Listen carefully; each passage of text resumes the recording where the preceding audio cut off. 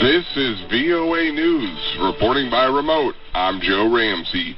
Taliban insurgents captured the capital of a province in southern Afghanistan and elsewhere killed the government's senior media officer in Kabul on Friday amid a deteriorating security situation as U.S. and other foreign troops withdraw. A police spokesman says the southern province's capital fell to the hardline Islamists because of a lack of reinforcements from the Western-backed government. The Taliban have taken dozens of districts and border crossings in recent months as foreign forces pull out of the war-torn country after 2 decades. In New York, UN Special Envoy for Afghanistan Deborah Lyons questioned the Taliban's commitment to a political settlement, telling the UN Security Council the war has entered a deadlier and more destructive phase, quote, reminiscent of Syria recently or Sarajevo in the not-so-distant past. The United States said Friday it would refuse visas to more than 4 dozen additional Nicaraguans linked to President Daniel Ortega in response to an increasingly harsh crackdown on the opposition ahead of elections. The U.S. State Department said it would refuse entry to 50 family members of Ortega-linked officials, expanding a July 12th announcement of visa restrictions on more than 100 people, including legislators and judges.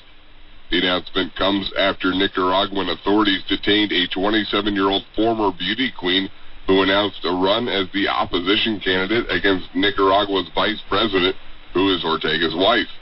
Authorities have already arrested 7 presidential hopefuls as Ortega prepares in November to seek his 4th consecutive term since returning to power in 2007. Find more at voanews.com. This is VOA News. Tokyo fire officials and news reports said Friday a man stabbed at least 10 passengers on a commuter train in the Japanese capital and was arrested by police after fleeing. NHK Public Television says 2 passengers were seriously injured. It claims the suspect left his knife behind as he fled and was later arrested in Tokyo. The city is currently hosting the Olympics, which end on Sunday. Tokyo Fire Department says 9 of the 10 passengers were taken to nearby hospitals, while the 10th was able to walk away. British scientists warned Friday there are early signs people who have been vaccinated against COVID-19 may be able to transmit the Delta variant of the virus as easily as those who have not been vaccinated. The findings align with those from the U.S. Centers for Disease Control and Prevention, which last week raised concerns that vaccinated people infected with Delta could readily transmit it, unlike other variants. It's become the dominant coronavirus strain globally, sustaining a pandemic that has already killed more than 4.4 million people, including over 130,000 in Britain. Vaccines have been shown to provide good protection against severe disease and death from Delta, especially with 2 doses, but there's less data on whether vaccinated people can still transmit it to others. Public Health England says of confirmed Delta cases that ended up hospitalized since July 19th, 55% were unvaccinated, while 35% had received 2 doses of a COVID-19 vaccine and still ended up in the hospital. Nearly 75% of the British population has had 2 vaccine doses, and now PHE says, quote, as more of the population gets vaccinated, we will see a higher relative percentage of vaccinated people in hospital.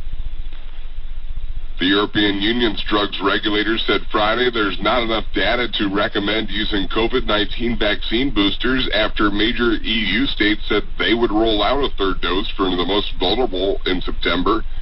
The European Medicines Agency had said in mid-July that more data was needed before it could make a recommendation on boosters, but the EU's biggest countries, Germany and France, are moving ahead with plans to roll out some anyway. That is despite a call from the World Health Organization on Wednesday for a halt to boosters until more people around the world have been vaccinated. The WHO says people should have access to a 1st dose of the vaccine before some people have access to a 3rd dose. Find more on these stories and the rest of today's news at voanews.com. Reporting by remote, I'm Joe Ramsey, VOA News.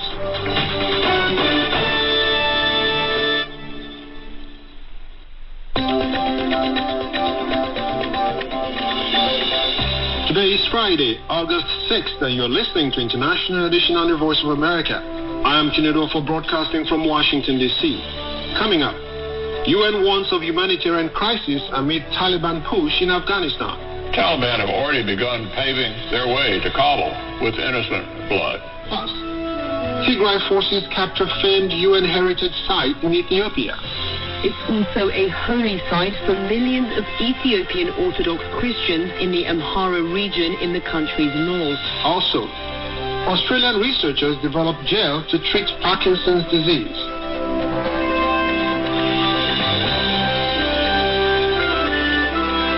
Our top story today is in Afghanistan. The United Nations and Human Rights Watch have asked Afghan forces and the Taliban to take care to prevent civilian casualties as fighting for Helmand province rages. This as the Afghan Defense Ministry says U.S. and Afghan airstrikes pummeled Taliban targets in an effort to dislodge the insurgents after they pushed into the provincial capital of Lashkargah. A lawmaker from Helmand says relatives and constituents have told him of bodies in the streets and residents hiding inside their homes, too afraid to venture out and collect the dead. The Taliban have waged a fierce push over the past months as U.S. and NATO forces complete their pullout from the war-torn country. Senate Minority Leader Mitch McConnell says a, quote, strategic disaster, unquote, is unfolding in Afghanistan. Taliban have already begun paving their way to Kabul with innocent blood. Al-Qaeda is already rebuilding capabilities to strike at our homeland. That's Senate Minority Leader Mitch McConnell. Russia begins mass military exercises with Central Asian allies Tajikistan and Uzbekistan near the Tajik border with Afghanistan this week. The maneuvers come against the backdrop of a U.S. withdrawal from Afghanistan and rapid territorial gains by its adversaries in the Afghan Taliban. For VOA Moscow, Charles Mays reports. With the U.S. finalizing its withdrawal from Afghanistan, Russia is taking a two-track approach towards the region. On the one hand, diplomacy, with Russia's foreign ministry holding repeated talks with Taliban representatives in a bid for influence.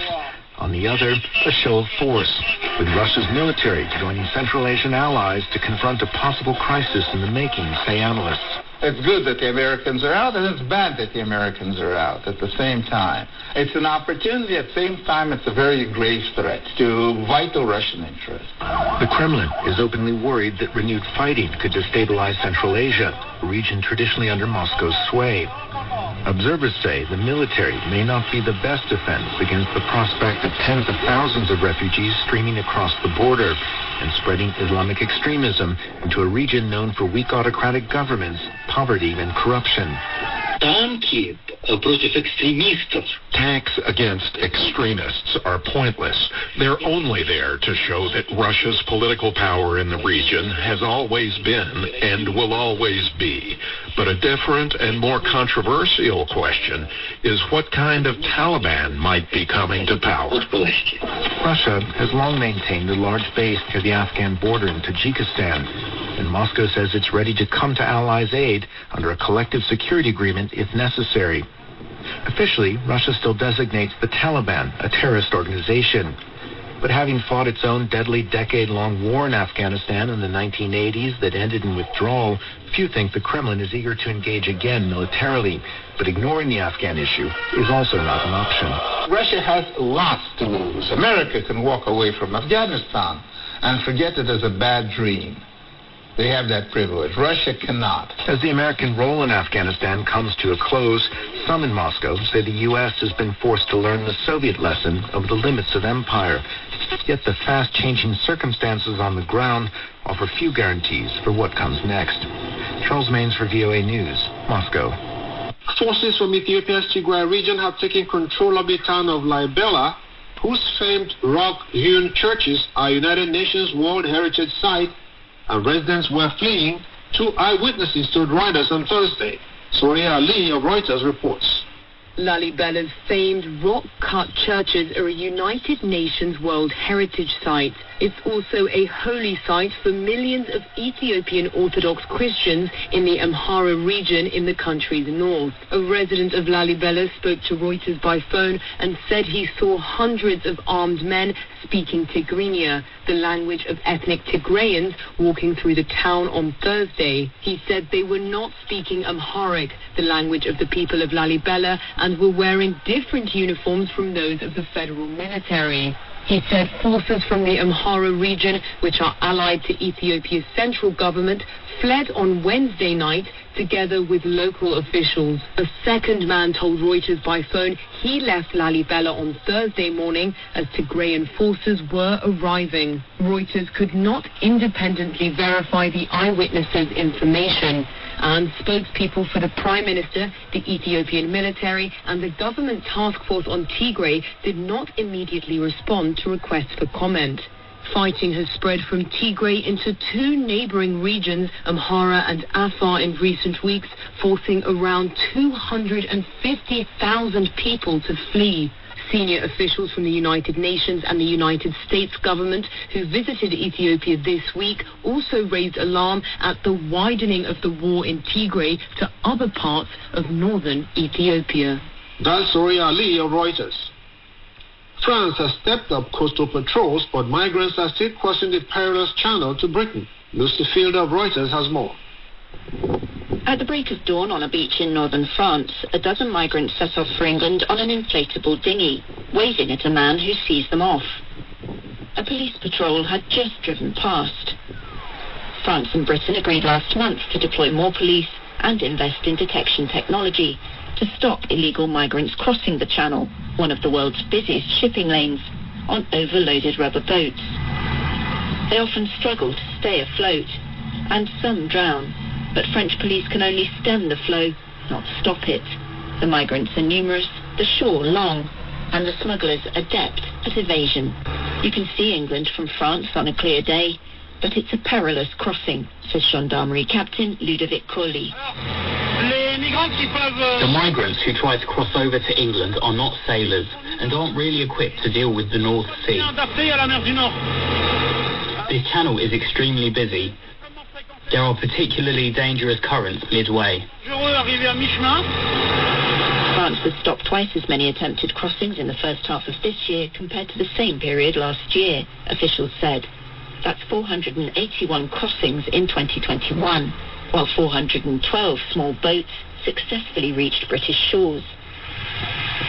Just a day before, French police had picked up life vests scattered on the beach, together with the remains of a dinghy. The 30 to 35 people on board reached the beach safely, according to a witness. Across the channel, UK lifeboats rescued several groups of migrants attempting to enter Britain on Wednesday, pulling them ashore at a station to the west of the port of Dover. France already beefed up controls last year, setting up special police units who monitor the shores day and night. That's Lucy Fielder of Reuters.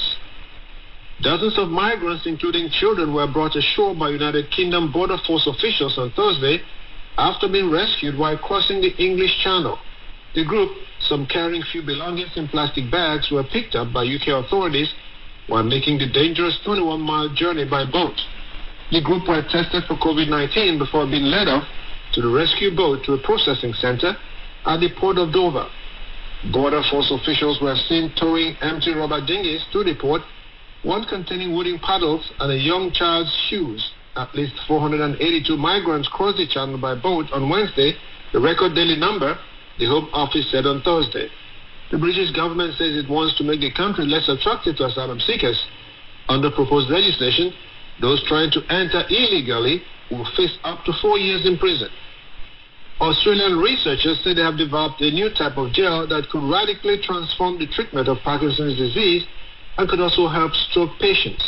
From Sydney, Phil Mercer reports. Imagine a gel that could help a brain heal itself in response to a debilitating disease. Australian scientists hope they've created such a product. The hydrogel is made from natural amino acids, the building blocks of proteins, and has been shown to safely deliver replacement cells into damaged parts of the brain. The gel acts as a vehicle to safely transfer stem cells into the brain. Scientists believe the process can restore damaged tissue and replace lost neurons, which affect patients with Parkinson's disease, a nervous system disorder. About 100,000 Australians are estimated to suffer from the disease, which currently has no cure. Professor David Nisbet is one of the lead researchers from the Australian National University's College of Health and Medicine. If you imagine a stroke, you've got a whole bunch of dead cells where you're no longer getting blood flow. In terms of Parkinson's disease, you lose a population of neurons. That's what results in the symptoms we're familiar with seeing. Basically what we're doing is we're introducing replacement cells into the brain to replace those ones so that we can see some repair and regeneration. But they also have the added advantage that we've also shown that they can actually protect some of the existing cells in the surrounding tissue once they're implanted. The gel is injected as a liquid. In the brain, it reverts to a jelly-like substance and can be administered to specific areas impaired by Parkinson's or a stroke. The stem cells can then be instructed to create replacement neurons. Nisbet says the early results are encouraging. These all-natural hydrogels can successfully reverse the movement symptoms related to Parkinson's disease in animals, but we're yet to undertake human trials. But, it's looking really promising. Scientists say the technology could also be used to eventually treat injured knees or shoulders. The research is a collaboration between the Australian National University and the Florey Institute of Neuroscience and Mental Health, an Australian brain research centre. It's been published in the journal Advanced Functional Materials. Phil Mercer for VOA News, Sydney. The owner of Britain's Chelsea Football Club, Russian oligarch Roman Abramovich, and Russian state-owned oil giants Rosneft have both filed a defamation lawsuit against the author of a book about President Vladimir Putin's rise to power. Activists say the case threatens the freedom of the press, as Henry Ridgwell reports from London. In her 2020 book, Putin's People, author Catherine Belton wrote that Russian oligarch Roman Abramovich bought the Chelsea Football Club in 2003 on the orders of President Vladimir Putin to extend Russian influence abroad. Abramovich's lawyer told London's High Court that the book contained what he described as lazy inaccuracies, which gave the impression that he was Putin's cashier. Abramovich denies he bought Chelsea on Putin's orders. Author Belton cited two sources for the allegation. One was former Russian government insider Sergei Pugachev, the other anonymous. Defense lawyers told the court that Abramovich's wealth was to a substantial extent on call when requested by President Putin. Press freedom advocates say the courts are being used to silence journalists. Seamus Dooley is the Assistant General Secretary of the National Union of Journalists. The concern here is that this could lead to, and it's intended indeed, to create a climate of fear which would inhibit investigative journalism and which would inhibit the questioning of those who exercise huge power and wealth and influence. It's about Russia, it's about Russian money, but it's also about Russian influence in the UK. Russia's state-owned energy giant Rosneft is also suing Belton and her publisher HarperCollins UK. Rosneft's lawyers argued passages in the book suggested the company had expropriated the assets of Russian oil company Yukos in a rigged auction. Catherine Belton's lawyers told the court the claims were well-sourced and based on years of research and interviews. As Belton is named as a defendant, her personal assets are at risk. Again, Seamus Dooley of the National Union of Journalists.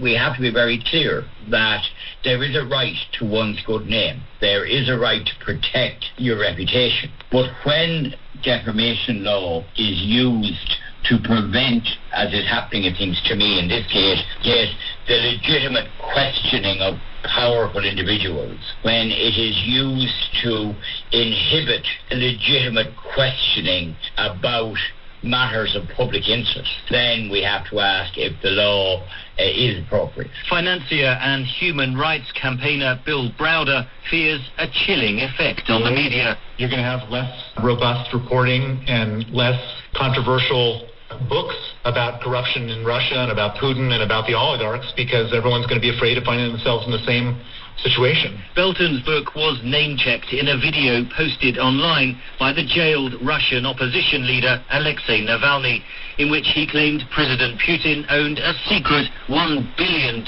mansion on the Black Sea. Putin denies the claim. Henry Ridgwell for VOA News, London. This is the Voice of America.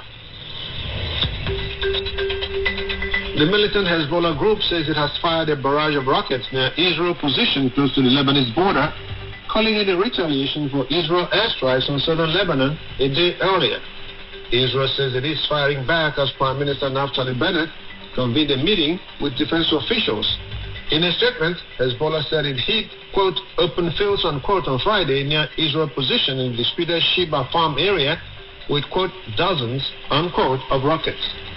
The Taliban has fatally shot the director of Afghanistan's government information media center, the latest killing in a series of attacks on journalists and rights activists in recent months. Taliban spokesman Zabihullah Mujahid told the Associated Press on Friday that the group's fighters killed Dawar Khan Manapal, who ran the government's press operations for the local and foreign media. In a statement Mujahid put out later, he said Manapal, quote, was killed in a special attack of Mujahideen, unquote, and was, quote, punished to his deeds, unquote. You are listening to International Edition of the Voice of America. I am Chinedofo, broadcasting from Washington, D.C. The World Bank UN Refugee Agency survey in 8 developing countries finds the onset of the COVID-19 pandemic has worsened conditions for forcibly displaced people, pushing them to extreme measures to survive. The data was collected from 90,000 phone interviews in Bangladesh, Chad, Djibouti, Ethiopia, Iraq, Kenya, Uganda, and Yemen. Lisa Schlein reports for VOA from Geneva. An analysis of the data shows forcibly displaced people and the communities hosting them are suffering from the social and economic fallout of the pandemic. However, it finds displaced people are at particular risk from the pandemic, which has increased their vulnerabilities in significant, life-threatening ways. The survey highlights the devastating and wide-reaching impacts on the forcibly displaced from government lockdowns. It says they are faced with increased food prices, loss of jobs and income, lack of health care, school closures, and limited freedom of movement. Jeffrey Tanner is senior economist of the World Bank UNHCR Joint Data Center on Forced Displacement.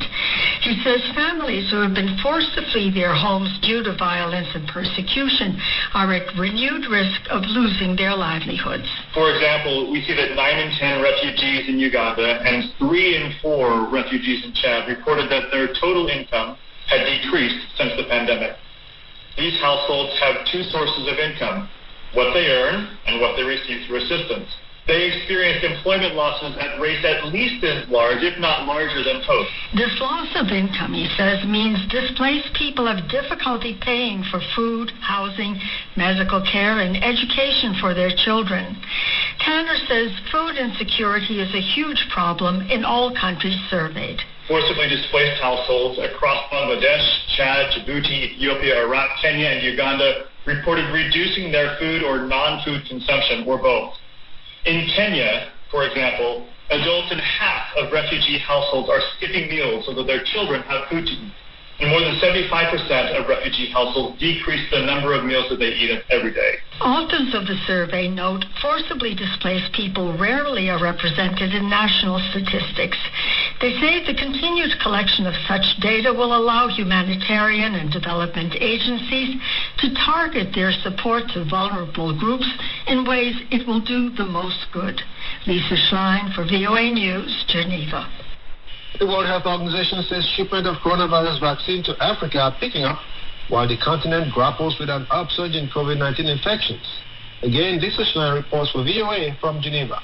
After a slight dip in cases last week, the third wave of COVID-19 has come roaring back, with infections rising by nearly 19% to more than 278,000 new cases this week. Also this week, the World Health Organization says COVID-19 deaths have reached a record peak of more than 6,400, bringing the total number of coronavirus fatalities on the continent to more than 172,000. Amid the bad news is the positive prospect of scaled-up vaccine shipments to Africa. Fiona Atuhebwe is new vaccines introduction officer at the WHO Regional Office for Africa. She says there has been a 12-fold increase in vaccine deliveries in the last 2 weeks weeks of July compared with the first half of the month, bringing the total number of doses shipped to Africa so far to 91 million. We need to be clear, though. In a continent of over 1.3 billion people, this is just a tiny drop in a very large ocean. And in the face of a surging third wave and more contagious variants,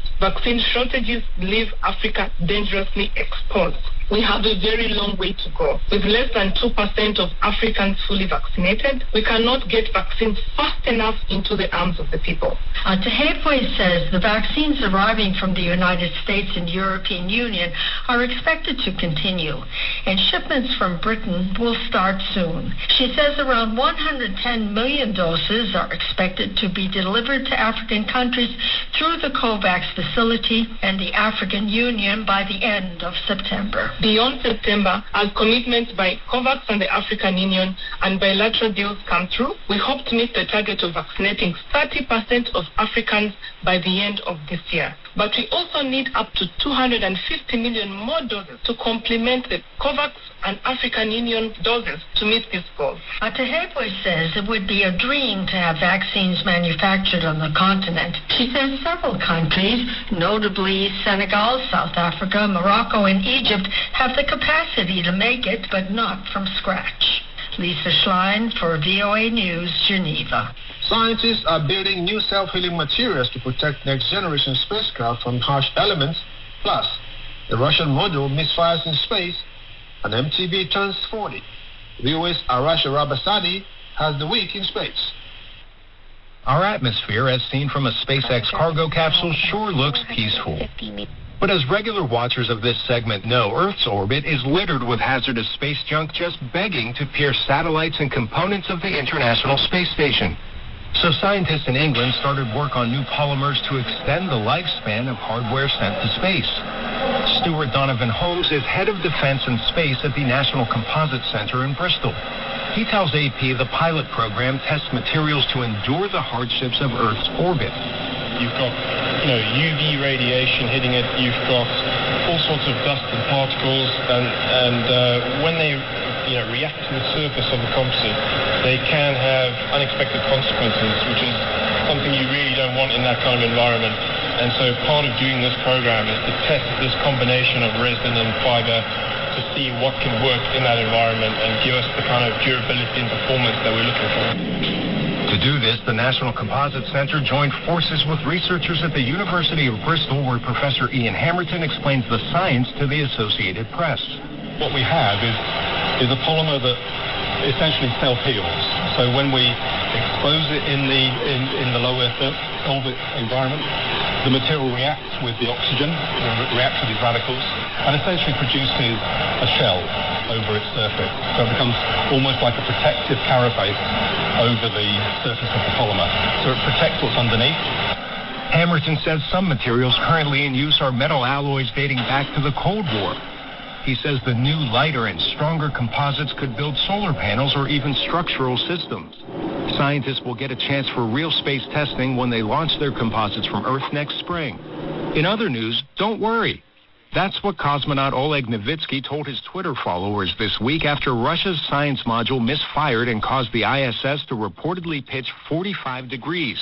It happened just a few hours after docking, and as more information came in, NASA tweeted that the change was more like 540 degrees.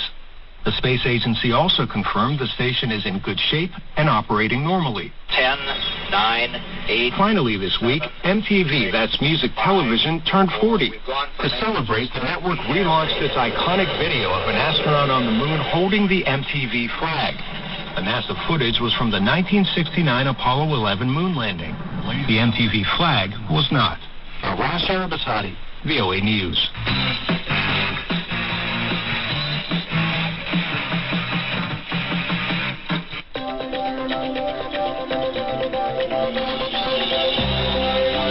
That's it for our show today. For more in-depth and breaking news 24 hours a day, please visit voanews.com. On behalf of our producer, Nadia Taha, and our managing editor, Paul Alexander, I am Chinedo in Washington. Thank you so much for listening.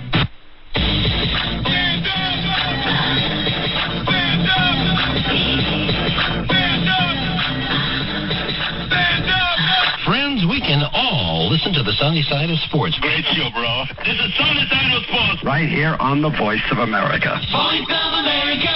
Sporty Olympic greetings to all our Voice of America listeners. This is VOA Sunny Young in Washington. Welcome to the August 6th Olympic edition of the Sunny Side of Sports. It's the final weekend of action at the Tokyo Games in Japan. On the track Friday, world record holder Joshua Cheptegei of Uganda and Faith Kipyegon of Kenya both won gold medals. In the men's 5,000 meters final, Cheptegei crossed the line in 12 minutes and 58.15 seconds. It was Joshua's second medal at the Tokyo Games. He also won a silver at 10,000 meters. And in the women's 1,500 meters final, Faith Kipyegon successfully defended her Olympic title. Faith clocked 3 minutes and 53.11 seconds, a new Olympic record. I know Team Kenya had faith in Faith Kipyegon. Team Kenya now has won 6 medals in Japan, 2 gold, 2 silver, and 2 bronze.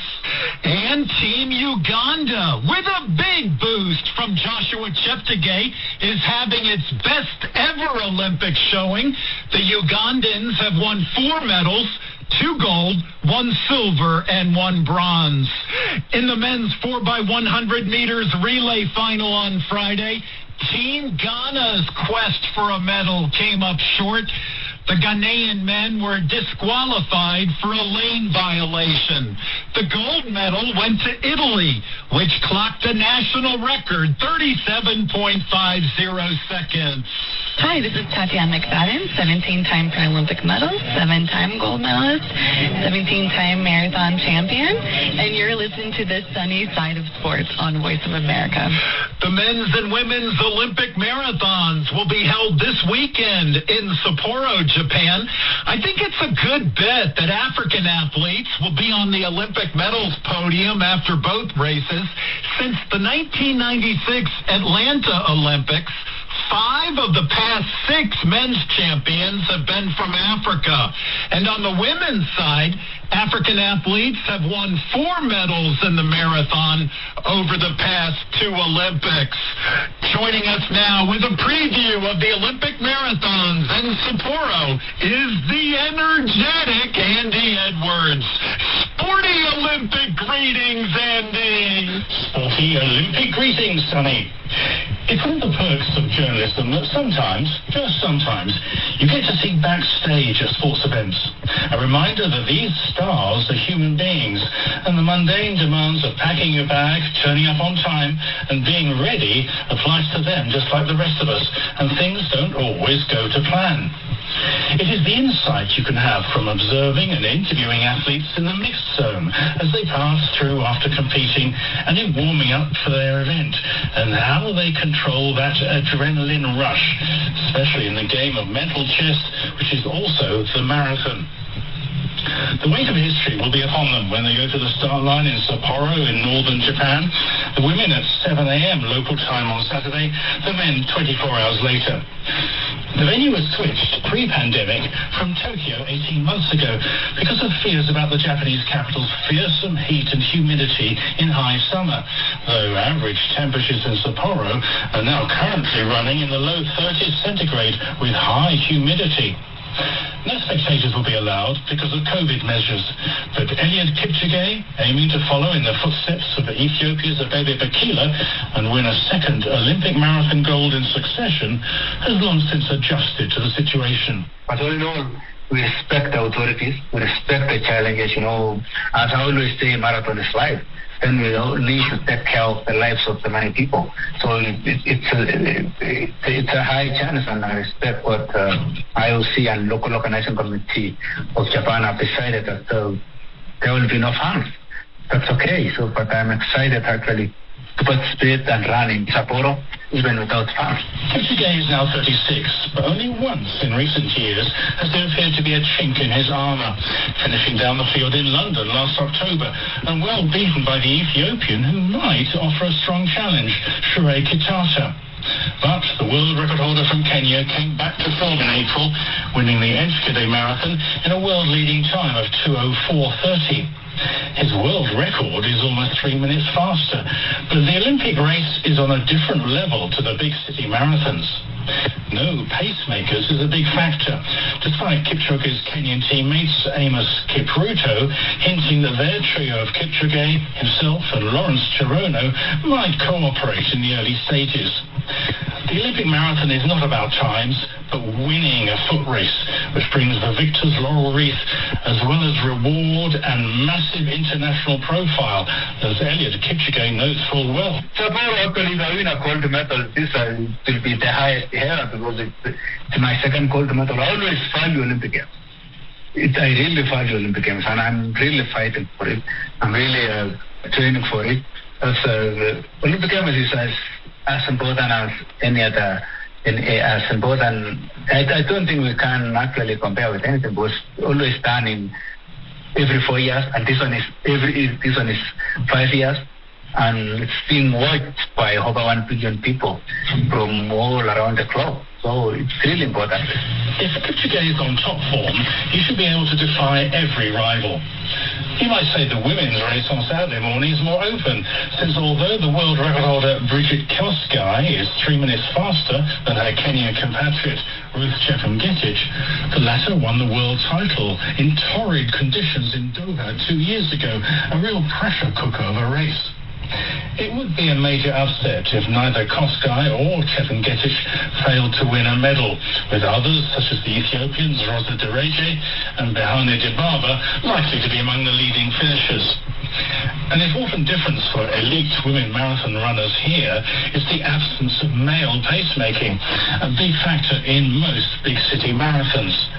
This unfamiliar challenge can prove a stumbling block for some elite women. Whatever the outcome of both races, Eliud Kipchoge sees the simple fact that they are taking place as a sign for optimism. Absolutely, yes.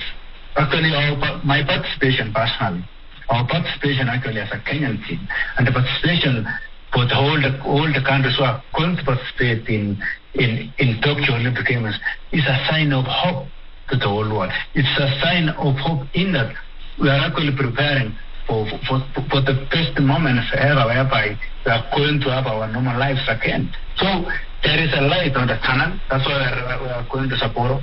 We are going to Tokyo and run to keep hope to the whole world that we are doing better, and we are actually on the right and the basic transition towards our normal lives. Just as the era of Usain Bolt came to an end, one day Eliud Kipchoge will no longer be monarch of the marathon. Judging by his assured performance on his return to the marathon in April after defeat in London almost a year ago, the king still rules, and that is likely to apply in Sapporo. Retirement could be some way off still. I don't know, but I'll stay, as I still say, I'll still be around. My mind is actually concentrating on Olympic Games, and the other things will come more later, but you'll still see me around. It might not seem relevant at first to quote a runner from Austria in the heart of Europe in a race which is likely to be dominated by Africa. Well, 4 years ago, I reported on the Vienna City Marathon for the Sunny Side of Sports, and among the interviews was one with Eva Vuti, who won the women's title at various Ironman triathlons and was among the best in the world of the sport. The Austrian was then concentrating on the marathon, pure and simple, and only just missed Olympic selection for Tokyo. In response to my question, why switch from being a triathlon star to a marathon runner likely to finish lower down the field in major races, she replied, nothing can match the prospect of running the Olympic marathon. Nothing in triathlon can come close. That is the experience awaiting some of the best women and men distance runners in the world this weekend in Sapporo. For the Sunny Side of Sports, this is Andy Edwards in London. Hello sports fans, this is Paul Tergad, marathon champion from Kenya. You are listening to the Sunny Side of Sports on the Voice of America. Voice of America! Hi, this is Rick Pantaleo. On the next Science edition of Press Conference USA, we feature a discussion on the influence and efforts of women and young people in the fight against climate change. I hope you'll join Morgan Schneider, a producer at the Current Affairs Desk, and me when we talk with Catherine Wilkinson, author, teacher, climate change activist, and co-founder of the All We Can Save project. Listen Saturday and Sunday on The Voice of America. I'm Sonny Young, and you're listening to a special Olympic edition of the Sunny Side of Sports on The Voice of America. In Olympic wrestling, Blessing Aburadudu blessed Nigeria with a silver medal in the women's 68-kilogram division. For reaction, Iron Mike Mbonye contacted the head coach of Nigeria's national wrestling team, Purity Aku. Blessing Aburadudu won Nigeria's first ever medal in wrestling in an Olympic Games. I'm so very happy that we made it. Before we left, we promised Nigerians that we're going to be on the podium, and we came here, we conquer, we conquer, and we're on the podium. I'm so very happy, and it has been a very long way.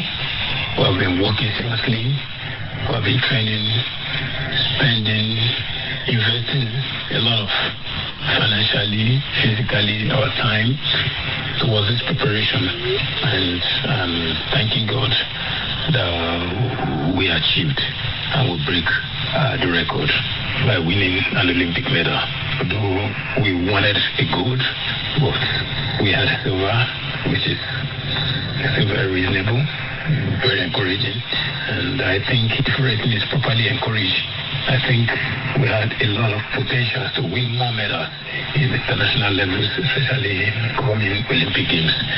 We have prospects, we have people, we have young people like Aburadudu who can still make Nigeria proud to come in international competition, come Olympic Games. So I still want the government and the corporate bodies to keep supporting wrestling. Yeah, our big fans, our fans, to keep supporting wrestling so that we'll have the opportunity once again in any international and Olympic Games to win more medals come the next Olympic Games. What's the message to Nigerians on Blessing Aburadudu's victory and future of wrestling in the country? I really want to thank Nigerians for their support. Nigerians supported wrestling throughout this Olympic Games. I want to seriously thank our fans. I want to thank the Honorable Minister of Sports for his support. I want to thank Dr. Daniel Igali for his support. He has been there, praying, doing every necessary things for us to succeed. I must sincerely thank the President of the Nigerian Wrestling Federation, Dr. Daniel Igali. And I want to thank also the training partners making everything goes well as we planned. Nigerians, in fact, I really appreciate every one of you for your prayers, your contribution, everything for the success of this feat. I'm so happy. That's Purity Aku, the head coach of Nigeria's national wrestling team, and he spoke with Iron Mike Mbonye on the telephone from Tokyo, Japan. Hi, my name is Daniel Igali, president of the Nigerian Wrestling Federation, world and Olympic champion. I want to say a big shout out to the sunny side of sports. Thank you. Thank you, Daniel. We give a big shout out to you. And more shout-outs for Olympic silver medalist Blessing Aburadudu, Nigeria wrestling team coach Purity Aku, and last but certainly not least, a shout-out for Iron Mike Mbonye for all his medal-winning contributions during the Tokyo Olympics. Samson Omale joins us now with more highlights by African Olympians in Tokyo. Sporty Friday Olympic greetings, Samson. Sporty Friday Olympic greetings to you, Sunny. Burkina Faso's Hughes Fabrice Zongo made history on Thursday as he claimed his country's first ever Olympic medal in the men's triple jump. The 28-year-old, who also won bronze at the 2019 World Championships in Doha, jumped 17.47 meters to claim third spot on the podium. Pedro Pichardo of Portugal won gold with a jump of 17.98 meters to claim his first Olympic title, while China's Zhu Yiming took silver at Tokyo's Olympic Stadium with 17.57 meters. Zongo's father, who watched from Burkina Faso, said his son's historic win was also a gift as it came on the same day as the country's 61st independence anniversary. Toute la nation, effectivement, it's historic. It's a symbol, and I think the entire nation is aware of this because we told him the 5th.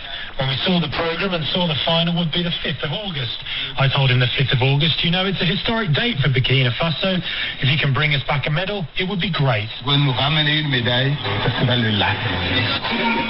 Another history maker is Namibia's Christine Mboma. She became the first ever woman to claim a medal for Namibia at the Olympic Games. The last time Namibia had a podium finish at the Olympics was in Atlanta in 1996. Another interesting fact is that Mboma also became the youngest woman at the age of 18 to win an individual flat sprint medal in 49 years for the Southern African country. Emma Katema Goma is Namibia's Deputy Sports and Youth Minister. For us in the sports sector and Namibia in general, we were very much excited yesterday, overwhelmed, and what the two has done for themselves as well as for the country is unprecedented. I mean, reflecting on the journey of Christine, and maybe just to put it in context, what role the ministry has played is in 2019, through our Namibia School Sport Union. Remember, we have a regional athletics championship and then escalated to national championship. Christine made it to the team that then represented the country in SRT, that was 2019. This is a talent here, and we are not going to leave this talent. And being a permanent secretary back then, I took it upon myself to facilitate that whole transition. And now to yet another history maker at Olympics. Ugandan Peruse Chimutai became the first Ugandan woman to win an Olympic Games gold medal in any sport when she triumphed in the women's 3,000 meters steeplechase on Wednesday. The 22-year-old clocked a time of 9 minutes, 0.145 seconds to finish over 3 seconds ahead of American silver medalist Courtney Frederich, with Kenya's Highway Kieng taking the bronze. Ugandan athletics coach Benjamin Njia gives an insight into Chimutai's personality and trainings leading up to the Tokyo Olympics. Indeed, I'm really very happy about Peruse. Actually, I'm almost the second rider because Peruse was handed to me when she was just still a very younger. Peruse has been so disciplined, very focused. She has never lost track. It is now a true definition of those guys who are the way the odds to be in that level in the sport. Our preparation was extremely good since Doha and our championships. Peruse has been going through a lot of good programs of training, and she has not been doing a lot of competitions out of Europe. Ahead of the Saturday's 1,500 meters final, Kenya's Abel Kipsang broke the Olympic men's 1,500 meters record on Thursday in the semi-finals to ease into the final. Abel Kipsang says it will be a medal or nothing for him when he lines up for the men's 1,500 meters final on Saturday. Kipsang crossed the line in a blistering 3 minutes, 31.65 seconds, shattering the mark of 3 minutes, 32.07 seconds set by his compatriots Noah Ngeni in 2000, finishing ahead of Norwegian Jacob Ingebretsen, who arrived in Tokyo as third fastest man this year. Meanwhile, World 1,500 meters champion Timothy Cheruiyot says he is saddened by fellow countryman Charles Simoto's failure to qualify for the final. The Commonwealth 1,500 meters silver medalist finished third in the first semi, timing 3 minutes, 33.95 seconds. Cheruiyot said the early pace was faded towards the end. In handball Olympic news, Egypt's male handball team will be competing with Spain to lay claim to the bronze medal at the 2020 Tokyo Olympic Games on Saturday after the two teams failed to reach the final. The Pharaohs lost 23-27 to France in the semi-finals of the Tokyo Games on Thursday, while Spain suffered a 23-27 loss to Denmark. Denmark dominated Spain and finished the first half with a 14-10 lead and continued to run away in the second half from the Spaniards to win the match and qualify to the final game against France. Nigeria's only representative in the taekwondo event at the Tokyo 2020 Olympics was 22-year-old Elizabeth Anyacho. Elizabeth Anyacho put up an impressive performance in the women's minus 67 kilograms and suffered a narrow 12-7 defeat to a Turkish opponent, Nur Tantar, earlier in the week. It was a close match from the onset in which Elizabeth held her opponent to a tie at the end of round one. The youngster recounts her experiences and lessons learned from the games. It's my very first Olympics, and even though the COVID protocols were much and everybody were observing the protocols, it was still a nice experience. At least we still get to see a lot of countries, a lot of athletes, a lot of people coming in and out of the Olympic venue. And so it's a really great experience for me, at least for the first timer. I'm sure if the protocols were not so much, it would have been really a wonderful experience. Did she have nerves, and how would she rate her opponent? Well, even though we studied and watched a lot of videos, my nervousness on that stage was still caught up with me. Although she's a very experienced fighter, she's ranked number 4 in the world, and she has a lot of exposure and experience. But I really glad I was able to at least fight her the way I did. So I know where to work on now and which area to cover up and how to actually manage my nervousness. And as the 32nd Olympic Games draws to an end, athletes who have finished the event are beginning to return home. One athlete who got back to a rousing welcome by his friends and families is Kenya's Ferdinand Omanyala, who broke his own national record running 10.00 seconds as he finished third in Heat 1 of the 100-meter semi-finals at the Olympic Games in Tokyo last Sunday. Omanyala lowered his own 10.01 seconds record, which he equaled on Saturday as he qualified for the semis. However, the Kenyan could not make it into the final as his time was not ranked among the fastest two finishers outside the top two. Despite missing out on the final after finishing out of the two first automatic sports, Omanyala has got his eyes set for the future. It motivates me to work even harder. So I'm going to put in more and to push even harder to achieve one more goal and to bring a medal, more medals. Because looking at the next 5-10 years, there are so many championships that we need to prove to the world that Kenya has reached. That's Kenyan sprinter Ferdinand Omanyala. And thanks to Samson Omale for that extra spicy Olympic package. I'm Sonny Young, and you're listening to a special Olympic edition of the Sunny Side of Sports on the Voice of America. On the next Straight Talk Africa. As countries worldwide work to get shots in arms, many are running into a problem of trust and vaccine hesitancy. Is fake news behind it? And is misinformation on social media hurting vaccination drives across Africa? Join me, Heidi Adams, on the next Straight Talk Africa this Wednesday at 18:30 UTC.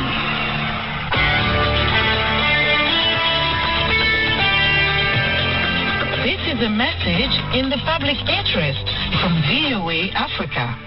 The World Health Organization and Africa Center for Disease Control say we can all help fight the corona pandemic by wearing face masks that cover our mouth and nose when we are in crowded places or areas.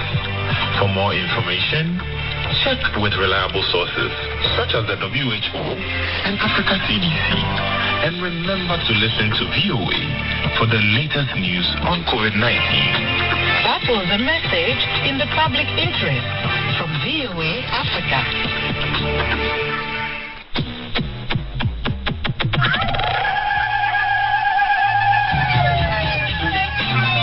Hello, this is Heather Mack Pascal, host of Music Time in Africa. Join me every Saturday and Sunday for an hour of awesome African music.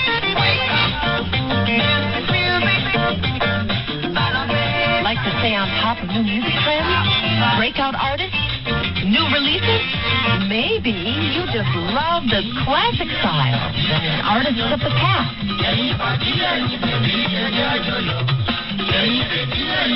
Or simply the sound and feel of a good beat.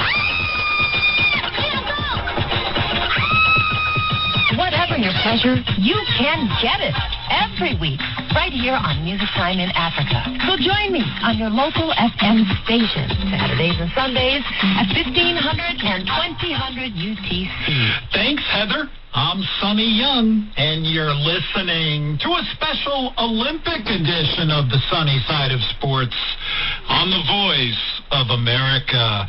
Skateboarding star Sky Brown won a bronze medal in the sport's Olympic debut in Japan and is now Great Britain's youngest medalist at a Summer Games. VOA's Gwen Uden has some reaction from Sky Brown, as well as that of the gold and silver medal winners, both from Olympic host Japan. Sporty Olympic greetings, Gwen. Sporty Olympic greetings, Sonny. This week, skateboarding sensation Sky Brown made her Olympic debut as Great Britain's youngest ever summer Olympian. And now the 13-year-old is the country's first Olympic medalist in the sport. Sky's passion for skateboarding began in Japan, and she's come full circle as a bronze medalist at the Tokyo Games. Following the medal ceremony, she told reporters she was thrilled to stand on the podium. I'm so happy. It's insane to be here. I'm so happy to be on the podium with these guys. They are so amazing. I mean, everyone ripped. I'm honestly just happy to be in Tokyo, but getting on the podium is insane. Sky's bronze medal comes just 1 year after she suffered a horrific 15-foot fall that left her with multiple fractures in her skull, lacerations to her lungs and stomach, and broken bones in her left hand. She took the 1-year delay of the Tokyo Games to rest and recover and improve her skills on the skateboard. And she says she never lost sight of her ultimate goal. I kind of knew I was going to come here. I mean, I didn't know if I could skate really because my parents are like, you don't skate anymore, you know, do something else. But I'm so happy to be here. I honestly feel like the accident made me stronger. And I'm so happy to be here with these guys. The gold and silver medals went to two teenagers who represent host country Japan. 19-year-old champion Sakura Yosuzumi broke 60 points in the Olympic skateboarding final to finish with the highest score of the competition.